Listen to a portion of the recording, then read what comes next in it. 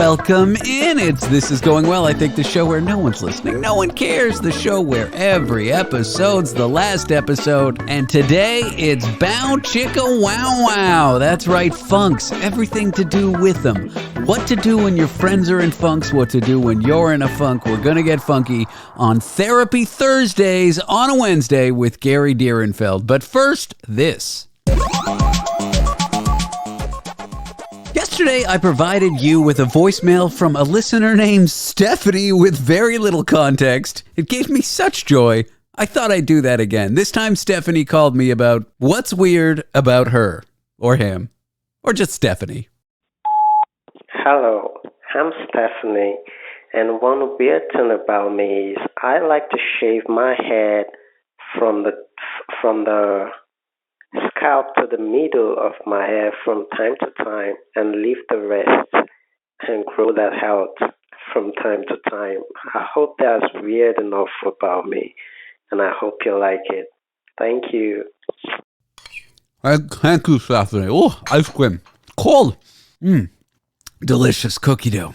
Now let's mosey on over to Therapy Thursdays on a Wednesday with Gary Direnfeld and discuss funks.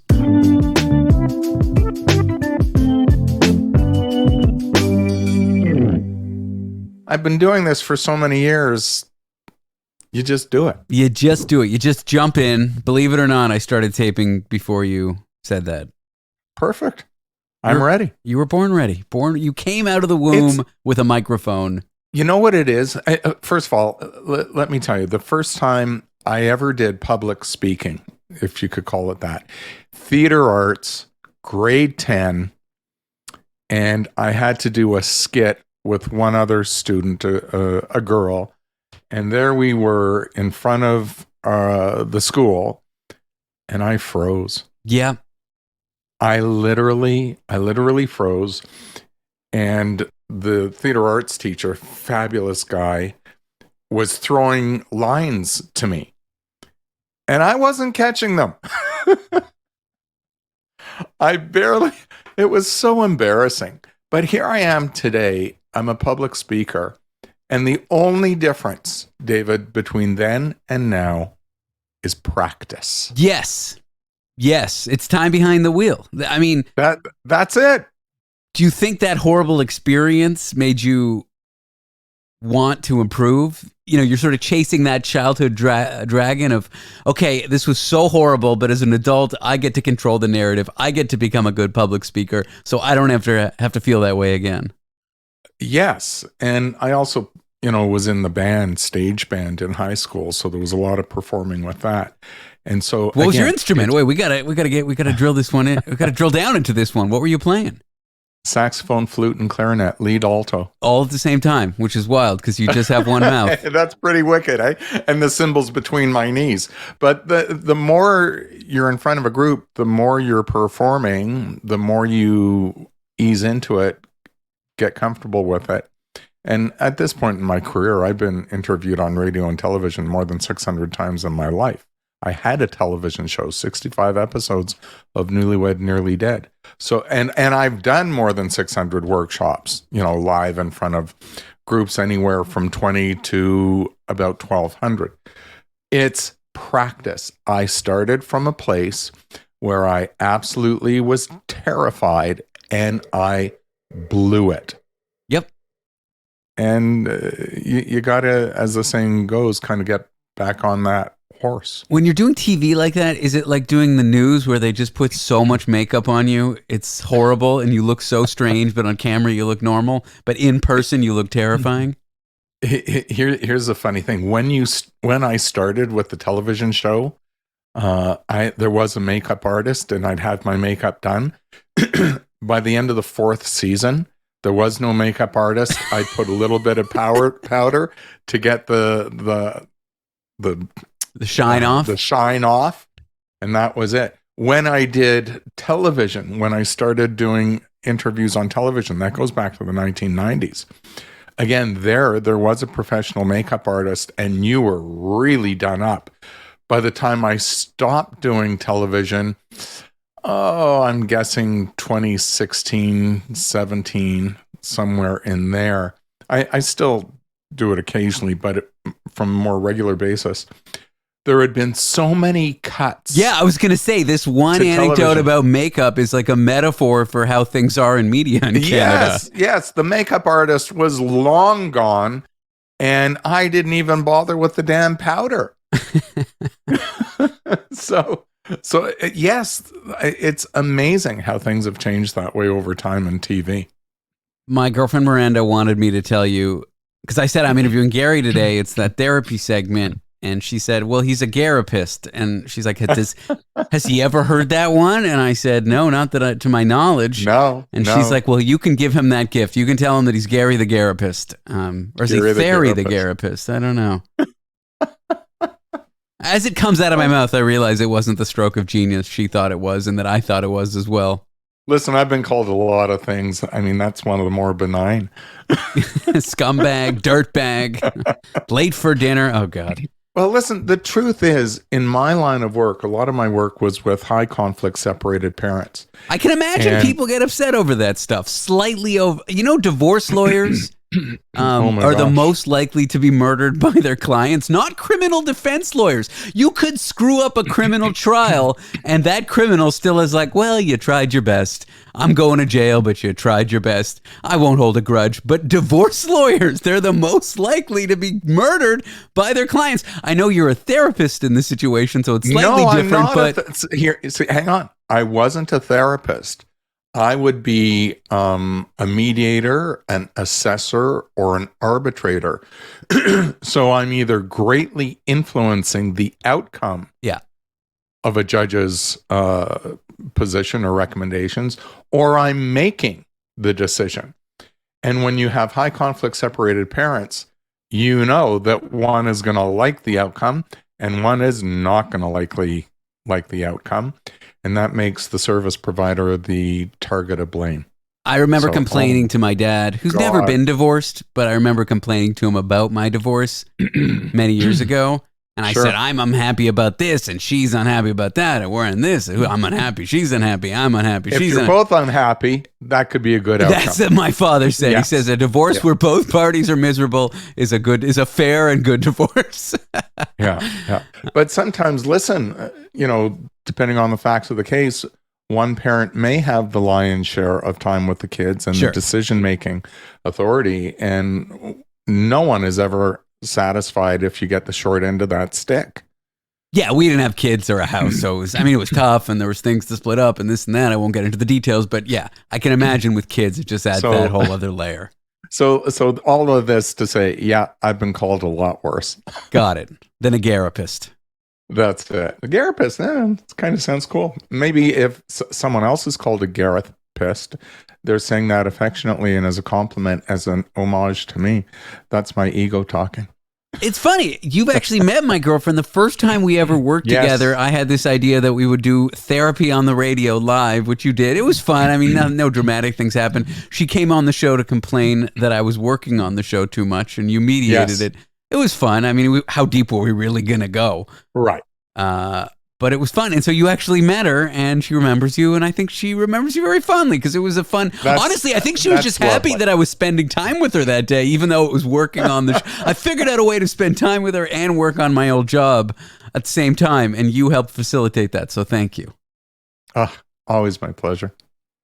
Have you ever done that? I guess... Sorry, go ahead. Therapy on the radio? Well, therapy, I guess you've done it on TV, like live therapy on TV. I got 65 episodes in the can. Absolutely. Do you ever think to yourself, there's only so far I can go? These people need to go off camera right now. There's more serious stuff that if I touch on, I'd be irresponsible. Well, the truth of the matter is, you get the arc of the show that the editors and the producers want, but behind the scenes, you have to know that there were some other more difficult conversations that I had with many of the people who were on the show. I remember, I think you can still watch old episodes of that show. I'm not sure where to get them, though. Maybe YouTube is the best place? There's very little online of that particular show. There are some YouTube things where people who have been on have posted their own stuff. Okay, so like a super cut of an individual couple. So if you search Newlyweds, Nearly Deads on YouTube, you can get certain couples, but not like the whole show. Yes, correct. Well, I remember watching one. It was like a redheaded girl and some dark-haired, like Yes. slick guy. Yes, They they were a riot. They were a riot. They were certainly quirky. They were, and he was a scallywag. He was doing things deliberately to get her goat. That when she found out, it's like, what are you doing there? And okay, I'm gonna come clean with some of this. But they were just both quirky, and their quirkiness was their likability, actually. So yeah, sometimes people are so awful. You're like, how could you be this way? And then you realize the reason they're on TV is because that makes good TV. Yes. I remember one couple, actually more than one couple in 65. There were a couple of couples who wanted their 15 minutes of fame. And so they used the show as a vehicle for that, not because they really had the couple issues they were pretending to have. Interesting. But, so they just like pretend fighted on camera to make a fuss, get some press. Yeah. They wanted their 15 minutes of fame. And you realize that as you're going through it. I wonder if reality TV producers, there's got to be something missing there where they realize the negative impact that portraying the people on the show could have on them. I mean, and they just don't care, or they don't, and listen, David, my show was by and large real reality, because not all reality shows are real. They can be tightly scripted. I remember one producer turned to me and said, here's what I want you to tell the couple, because it'll be good for the arc of the show. And I said, but that doesn't fit with what I'm working on with this couple. No, I don't take my words from you. My words are sincere and they come out of my mouth naturally. So I remember having that conversation, because there's different producers on different episodes throughout the 65, series. So I had to set some boundaries, actually, from time to time with a producer or two, so that it was as real can get. Okay. That's saying a lot for television. When we come back, we're going to get to the topic I wanted to discuss with you, pulling people out of funks. We're here with Gary Direnfeld. Stay with me.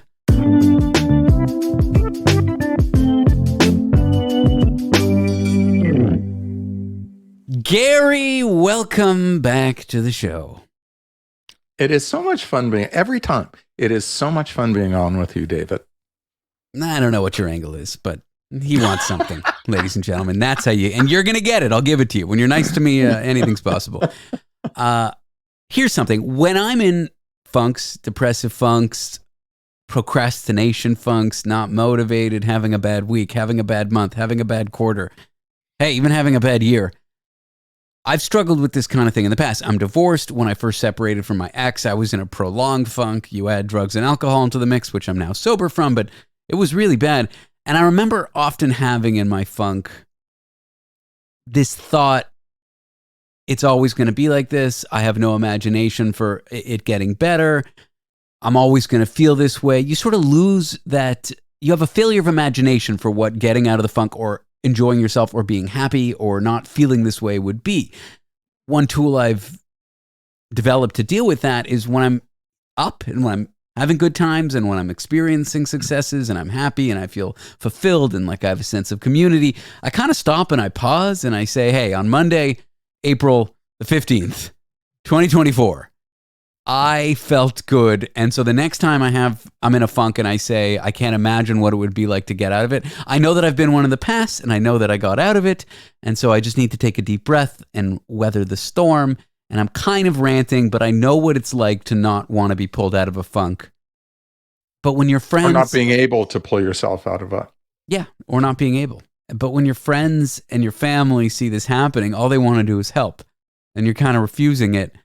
And so from the perspective of someone who's trying to help, how do you deal with someone who's not doing well? Maybe they don't want to look for a new job. Maybe if they're a bit younger, they don't want to apply to new schools. They flunked out or they're unhappy or they want to take a break, or maybe they don't want to date anymore because they had a bad breakup. Whatever it is, how do you deal with someone who just kind of wants to stay low and is struggling to picture what it would be like if they were to get out of this?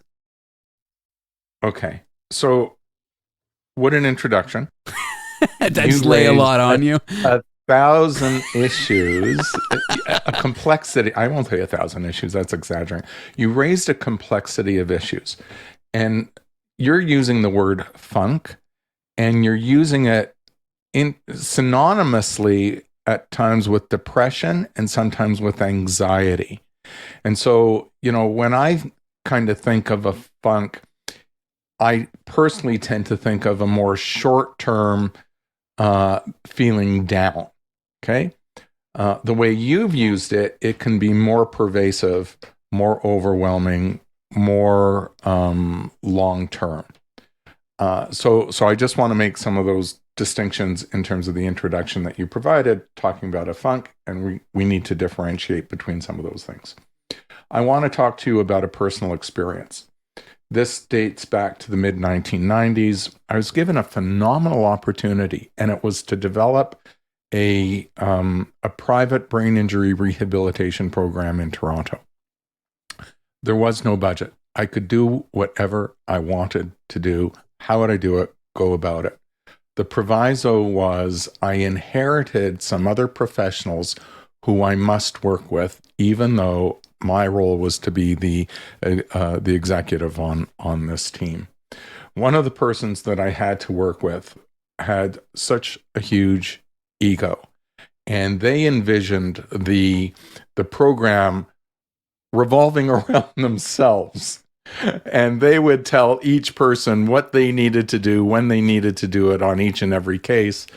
My vision was what we call an interdisciplinary or even a transdisciplinary team, where all the professionals are putting their minds together simultaneously and collaboratively coming up with a set of recommendations to serve the person. This individual, when it was time to purchase office equipment, I said, here's your budget, here's your budget, here's your budget. We all had the same budget. This person overspent their budget by about 400%.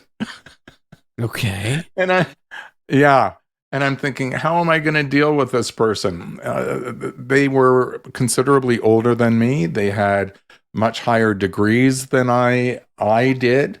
And I was coming in as almost the kid, even though I had the title. And I lost sleep. David, I did not sleep that night. This person overspent the budget, good 400%. What am I going to do? How am I going to confront this person? And I lost a second night's sleep. I lost a third night's sleep, literally anxious. Finally, by the fourth day, the answer comes to me, which was the same as the first day. I'm going to have to confront the person and send the stuff back. What does this have to do with funks? I'm losing it. Well, here. I was in an anxiety. I was overwhelmed. I was in that kind of funk, because you used a lot of examples there, and you also used the point of earmarking the day that you felt good because you can go back to it. Yes, that to me is such an important skill that I've learned. Yes. So I lost this sleep. Finally confronted the individual. Told the individual, all this is going back, and I am buying your equipment. What is it, just computer equipment or? Not office equipment. Office equipment. A desk, Is this guy going to Herman Miller? I mean, what is he? You have no idea. And this is a situation that repeated itself with this individual several times. And did it sabotage the project? Not totally.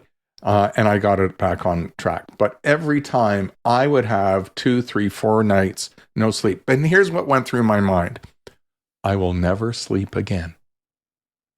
In each of these situations, I'll never be able to sleep again. There it is. And that's where I'm getting to. And then finally, by the third or fourth time, I realized that even if I'm losing sleep now, I will sleep again. I will find a solution. And so the next time that it happened, because it was hard to control this person. So the next time that it happened, when I was losing sleep, rather than lying there fighting it, I got up and I did things. I wrote my reports. I went into my records and did the record keeping I needed to catch up on. I made use of that time. And so from then on, whenever I've been stressed, can't sleep, my go-to is use that time constructively so that I'm not pissed on top of anxious.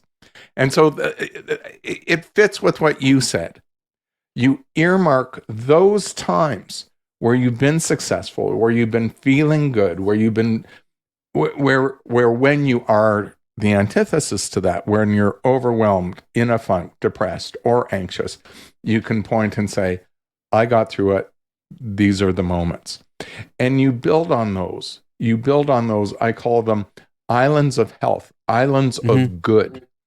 And what you come to see is, for most people, not for everyone if it's, that serious, but for most people, there's quite a lot of landing spots, quite a lot of islands that kind of string together and make a greater land space than ocean. What is the therapy concept there being called integrated? Like you can... Yes, you wind up integrating that. I do want to be mindful that, again, some people's funks are mislabeled, that truly it is depression. I think that's what I'm talking about. For some individuals, they will require, or if they will certainly benefit from seeing their physician and being prescribed a medication. And here's a difference that I've experienced between people who are anxious versus people who are depressed. If you tell someone who is anxious they could benefit from a medication, their anxiety next attaches to the medication and they scare themselves out of it. You tell somebody who's depressed they can benefit from a medication, they see it as the lifeline that it is, and they grab onto it. So in some ways, it's more difficult to treat somebody with anxiety than it is depression, because the anxiety is actually one of the barriers to treatment. That's interesting. I don't know. Back to for you in those 4 nights where you couldn't sleep. Yeah. That thought of I'll never get a good night's sleep again. For me, when I'm depressed, not only is it, will I ever be happy again? It's this thinking, oh, I've never been happy before, and this is how it's always been. And so when I'm in those moments, I kind of don't trust my senses. I trust the tools that I trust those islands, as you call it. I trust those times where I felt like this in the past, and I know that I got out of it because I felt good. And it's also a lesson in gratitude, right? When things are going well for you, you can stop and be gracious and earmark those times. But when I'm in a real bad depressive mood where I'm feeling pretty self-loathing, I kind of just don't trust my senses, in the sense that I don't trust my brain when it says you're always going to feel like this. Well, in fairness to you, depression is typically your emotions betraying you. Mm-hmm. You're caused to feel bad disproportionate to the triggering event, if there is a triggering event, and you overwhelm yourself. And so many people say, trust your gut, trust your gut. Sorry, when you're depressed and anxious, you actually can't trust your gut. That's where cognitive behavior therapy comes in. Because in cognitive behavior therapy, we like that the head is above the heart. So we're trying to control things with our thoughts appropriately and our mind versus our feelings. So you have this bad, overwhelming feeling, and the mind has to intervene, saying, that's my depression talking trash to me again. I have to rise above that. I have to look at this. I have to look at my journal where, you have journaled, on this date I felt good, and on this other date I felt good as well. So that's cognitive behavior therapy. We put thinking between feeling and doing. Yeah, you put thinking between the impulsiveness that... Yes, yeah, absolutely. Okay, well, this is how we but let's go to another point in your question to me, which is, how do we help others? Oh boy, you know what? Let's pause there and let's come back and answer that, because we're going to take a break. I'm here with Gary Direnfeld.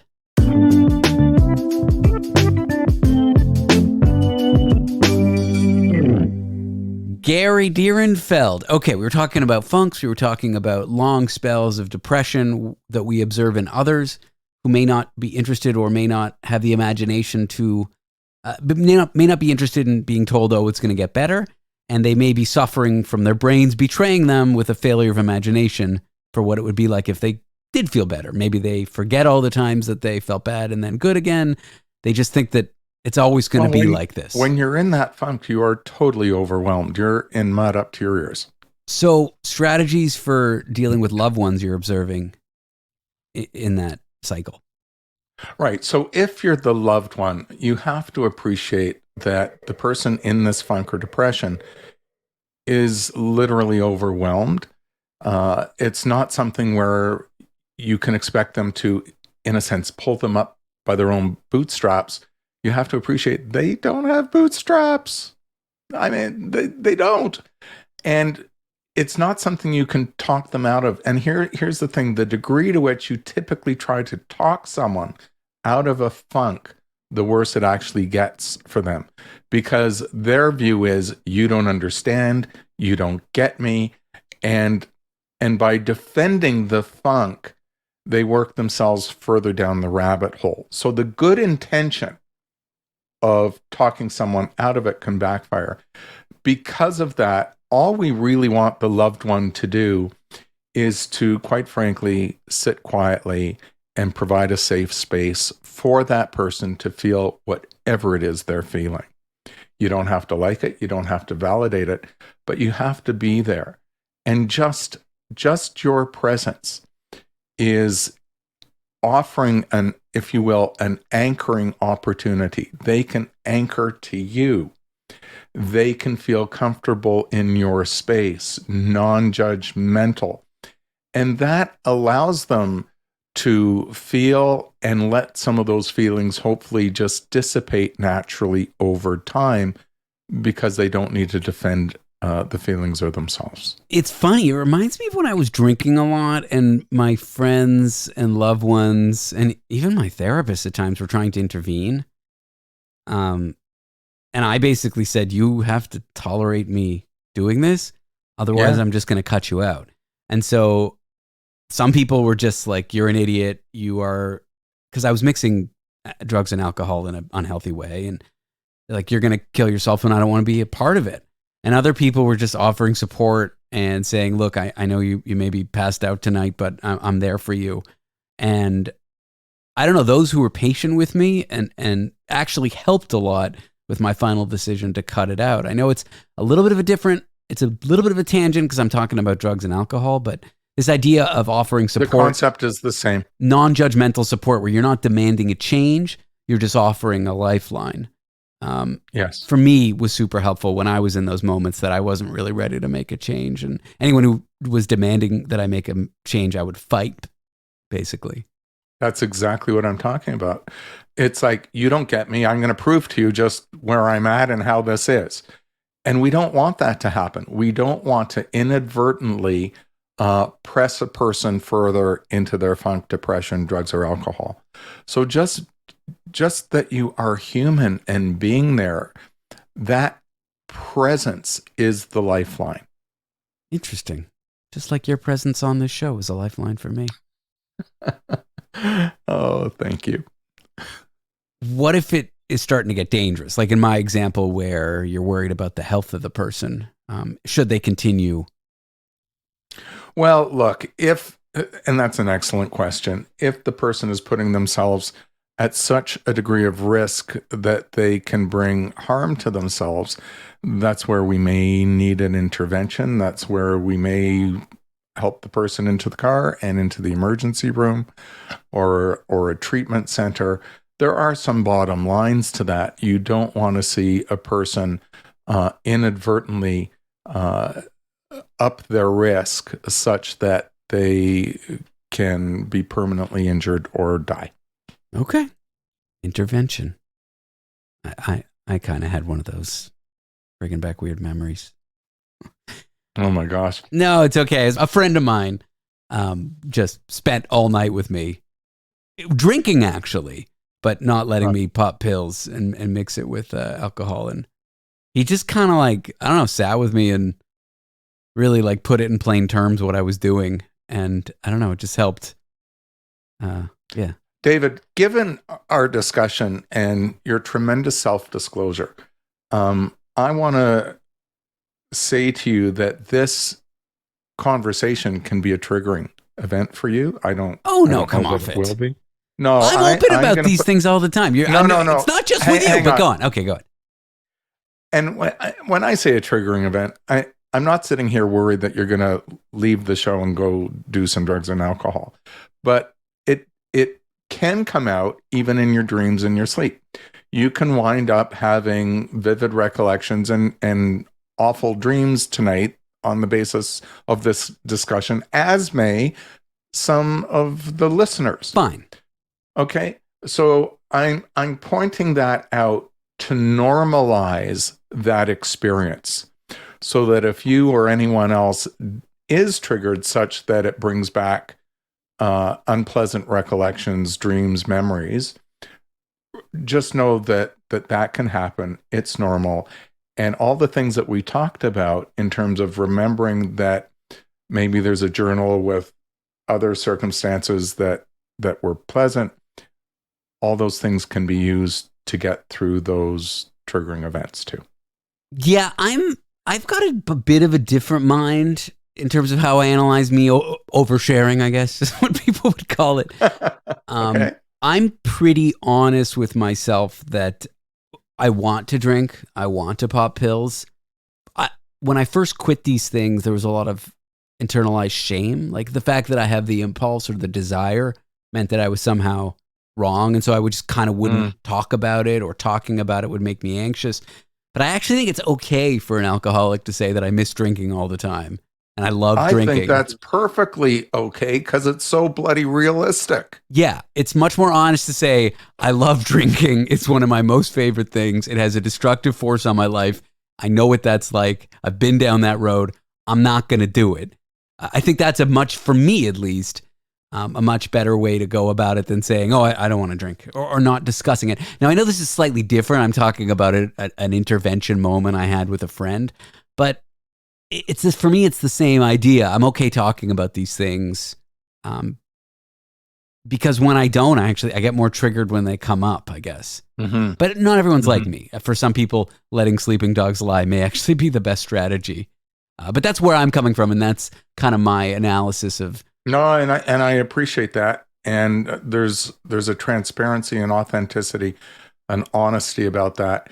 And because you're not pushing bullshit down, then you get to manage it. Yeah. Although I think for some people, there's just stuff that's just too painful and it's triggering no matter what. And they're the best, and they're well adjusted, and they've gotten over substance abuse or whatever it is, whatever the big issue was in their life. And for them, letting it lie and not discussing it all the time, not salting the wound all the time. I think that's a fine way to deal with events, maybe traumatic events. People have to figure out what is going to work for them. I just didn't want to pass on mentioning that our conversation generally can be triggering for people and that it can affect them, and just to be mindful of that. Yes, today, and I think things we've talked about in the past for sure. So I think you're right to point it out. Yeah, because I don't want anyone to leave this conversation. You may have learned something, but I also want you to leave this conversation here today with a sense of safety. Yeah. I think safety's important, Gary. I so appreciate you, man. You bring up some weighty things for discussion. I feel like I appreciate it. I feel like I brought up funks, and then in 3 minutes, I just was like substance abuse, severe depression, anxiety, normal funks that people go through that last 4 days, funks that can last a year, funks that require professional and medication. I kind of laid it all out, but I'm glad we picked it all apart. Yeah. Gary, thank you for your time. Spending time with you is but an oasis in the desert dystopia that is my life. So thank you for being here. Happy to be that island. Okay, desert island. I don't know. All right, that's the show. Thanks for tuning in. I'll be back tomorrow with more of whatever this is.